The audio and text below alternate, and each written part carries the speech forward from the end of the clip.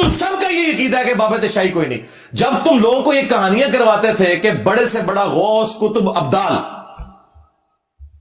وہ کسی صحابی کے گھوڑے کے قدموں کی بھی خاک کے برابر نہیں ہے، یہ کہتے تھے نا، کہانیاں کراتے تھے نا، اس وقت تمہیں خیال نہیں آتا تھا کہ تم سارے بزرگوں کو کہہ رہے ہو کہ صحابی کے گھوڑے کے قدموں کی خاک؟ ہم تو اس کے ساتھ ایگری نہیں کرتے کہ آپ جانوروں کے قدموں کی خاک کے برابر کسی بھی انسان کو کریں جو کلمہ گو ہے. چلو تم تو کہتے تھے کہ نہیں ہے، تو ہم تو صرف یہ کہہ رہے ہیں کہ صحابہ کے مقابلے پہ، اہل بیت کے مقابلے پہ تمہارے باب شاہی کوئی نہیں. تم تو کہہ رہے تھے نہیں نہیں، وہ تو ان کے گھوڑوں کے قدموں کی خاک کے برابر میں بھی شاہ کوئی نہیں ہے. دیکھا کتنے گیا میرا دماغ. اور یہ کہانی خود ابن کثیر نے لکھی ہوئی ہے، تاریخ ابن کثیر میں بھی. یہ پرانے بزرگوں سے چلتی آ رہی کہانی، یہ کوئی قرآن حدیث نہیں ہے، بس کسی کو جوش آیا اس نے کہہ دیا. تو اس کے مقابلے میں نبی کے جیسا ہے ہی کوئی نہیں، باب تشیع کوئی نہیں. یہ تو صحابہ کرام کے گھوڑے کے قدموں کی خاک بات کرتے تھے.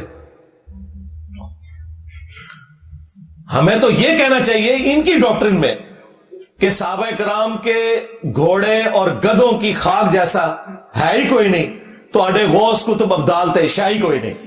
ہاں خود ہی کہتے تھے نا، اس کو شعر کہہ لو. میری زبان سے کوئی بات نکلتی ہے تو فوراً گستاخی لگتی ہے. سب کچھ تو تم لوگ خود کہتے رہے ہو اور عقیدہ فخریہ پیش کرتے رہے ہو. تو ہم کسی بزرگ کے گستاخ نہیں، گستاخیاں تم خود کرواتے ہو. اور بھائی جب تم یہ کہو گے کہ تمہارے ایک پیر نے نقشبند سلسلے کے جو بزرگ ہیں، بہاول الحق نقشبند، ہاں وہ بخارے سے چل پڑے، ہاں مریدنی مینارے سے چل پڑی، ہاں جی، اور کیش کر کے اتار دیا. حضرت شاہ نقشبند بخاری علیہ رحمہ نقشبندیوں کے امام ہیں. آپ کابل میں تشریف لائے تو بادشاہ کے گھر میں کام کرنے والی ایک خاتون آپ سے روحانی نسبت قائم کر لیتی ہے. جو اس کی ہم منصب تھی انہوں نے اس سے حسد کیا اور بادشاہ کے گھر کا زیور چوری کر کے اس پر الزام دھر دیا اور گواہیاں بھی دے دی. بادشاہ کو بڑا غصہ آیا. اس نے کوئی بات سنے بغیر کہا کہ اس کو لے جاؤ اور محل کی چھت سے اوپر گرا دو. خیر اس کو چھت پہ لے گئے. جب پھینکنے لگے تو اس کے دل میں خیال آیا، وہ کسی نے بتایا تھا کہ اوکھے ویلے بزرگ کام آتے ہیں، تو اس سے بڑھ کر اوکھا ویلا ہو کیا سکتا ہے. تو اس نے بخارے کی طرف منہ کر کے کہا، شیع للہ چو گدائے مستمند المدد خواہم ز شاہ نقش بند. اور اتنے میں جلاد نے پیچھے سے دھکا دے دیا. جب وہ نیچے گئی تو حضرت شاہ نقشبند بخاری نے پکڑ کے آرام سے زمین پہ رکھ دیا.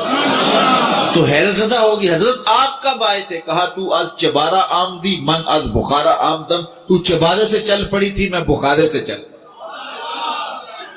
پکڑ کر اتارا، یہ الفاظ ہیں اس مولوی کے، پکڑ کر اتارا. جب تمہارے بابے نامحرم مریدنیے کیچ کریں گے تو ہم تمہیں نہ بتائیں کہ اللہ کے بندو یہ کون سا دین ہے جو تم پیش کر رہے ہو.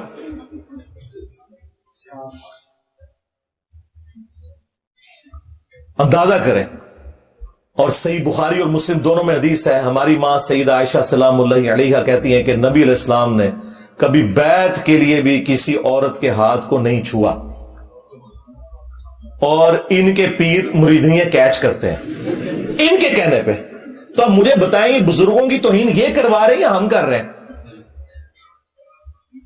اور کہتے ہیں کہ جی وہ ہزاروں کلومیٹر دور سے آگے، یہ منارے سے اس کو پھینکا گیا، وہ بخارے سے چل پڑے. اللہ کے بندو صحیح مسلم شریف کھولو. بنو سلمہ جو ہے وہ مسجد نبوی کے پاس شفٹ ہونے لگے، چوراہے پہ کھڑے تھے، نبی علیہ السلام پاس سے گزرے. آپ صلی اللہ علیہ وآلہ وسلم نے فرمایا کہ کیا ارادہ ہے؟ انہوں نے کہا یا رسول اللہ ہم مدینہ شریف شفٹ ہونا چاہ رہے ہیں کیونکہ ہم گاؤں سے آتے ہیں تو نماز میں لیٹ ہو جاتے ہیں، تو اس لیے ارادہ کیا کہ ہم یہاں پہ شفٹ ہو جائیں. تو نبی علیہ السلام نے فرمایا جتنے قدم چل کے آتے ہو نا اللہ کے حضور یہ نیکی لکھی جاتی ہے. تو انہوں نے مدینہ شریف نبی علیہ السلام کی صحبت میں شفٹ ہونے کا ارادہ ترک کر کے واپس اپنے گاؤں چلے گئے. نبی علیہ السلام نے انہیں کیوں نہیں مشورہ دیا کہ تم بھی وہ اس گاؤں سے اڑ کے آ جانا، جس طرح وہ بخارے سے اڑ کے مینارے سے اڑنے والی کو کیچ کرے گا تو تم اڑ کے آ جایا کرو جو تمہیں آنے میں اتنی تکلیف ہوتی ہے. اس زمانے میں تو کوئی نہیں تھا اڑتا.